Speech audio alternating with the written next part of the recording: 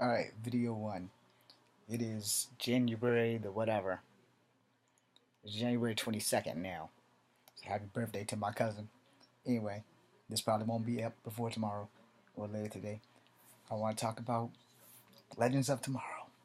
I kind of missed the first 5 minutes because my mom and I had some confusion on TVs and both of us had two different programs recording in our rooms. Alright, cool. So, I haven't read that comic, so it's probably from the new 52s because I'm more of a Marvel fan and not a DC fan. And now DC seems to be taking over TV with their lineups of Gotham, Arrow, Flash, Legends of Tomorrow, and let's not forget Supergirl, which totally rocks.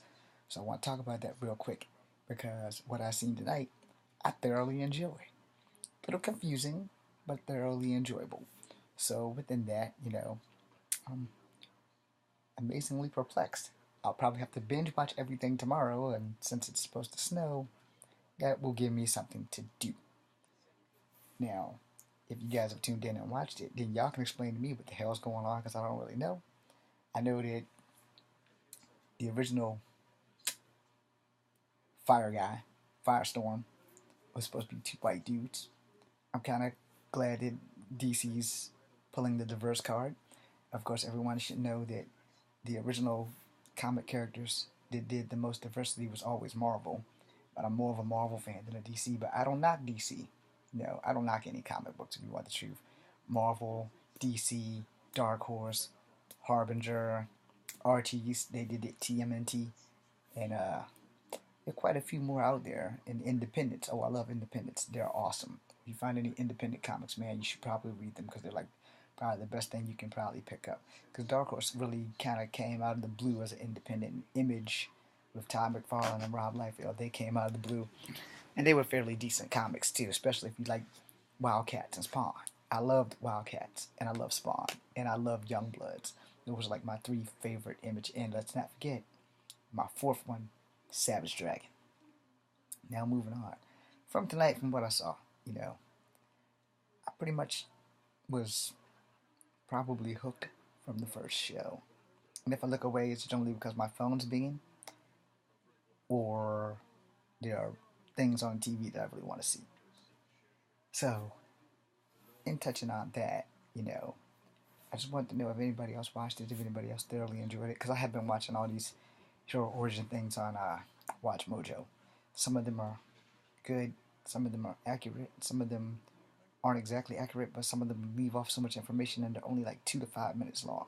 So if you're watching Watch Mojo, Watch Mojo, or whatever the hell it is, I need that job. I need that job. I have thousands of comic books in my room. Some number one issues, some not. But I pretty much know the origins. I'm mostly, like I said, I'm mostly Marvel. Not much DC, but I have my favorites in DC. Batman's always number one. Then the Green Lantern Corps. Then the Flash, but I really only liked Barry Allen. I really wasn't too fond of Impulse, and I wasn't too fond of Wally West. Or Jay Garrick. But Jay Garrick came before my time. So if you're looking at this, watch Mojo, not Mojo Jojo from the Powerpuff Girls, but Mojo Jojo. Damn it. Watch Mojo if you're looking and you need a host to do comic book stuff. I don't want to knock the guy who's doing it out the way, but I'd like to be the co-worker, help him out, maybe pass him some comics so he can go through correctly, But in closing, like he said, everything varies from timeline to timeline, I guess. And both Marvel and DC both flick around the multiverses or the alternate universes and parallel futures and all that stuff. Both great concepts. But, like I said, I'm more Marvel than DC. And as for people who don't know, The Crow was actually an independent comic.